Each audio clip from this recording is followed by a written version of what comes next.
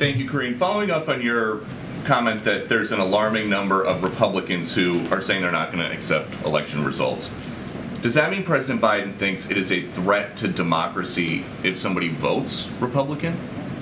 No, that's a ridiculous question. No. Why is that a ridiculous question? Because American people should have their right to vote for whomever they want. The voting is a sacred right.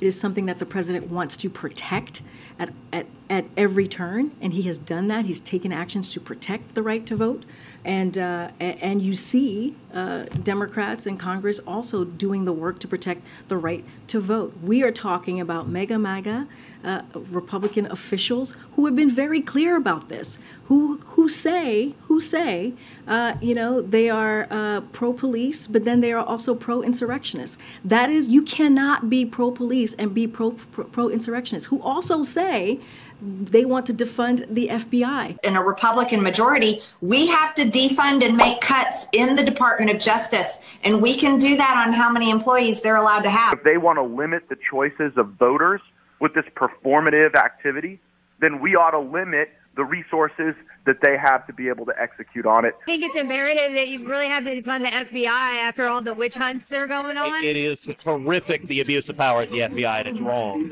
And there needs to be a complete house cleaning that happens at the FBI.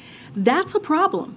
That is a problem that we are seeing, and who I've said have been very clear that they have been very clear about pushing and peddling the big lie, peddling dangerous conspiracy theory. And so that's what we're talking about. But the American people have their right to make a decision on who they want to represent them, and they should be allowed to do so. Okay. In the context of calling out election deniers, then, is he going to call out Republicans that deny election results and Democrats that deny election results? It doesn't matter if there's a D or an R after your name.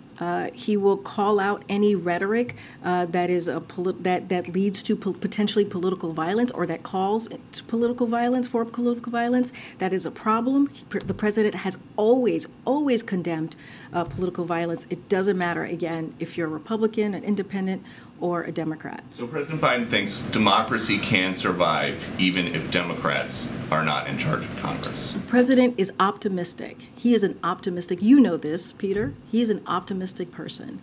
And he understands there is majority of the Americans out there who do not believe in election and denying an election, who believe in actually protecting our democracy.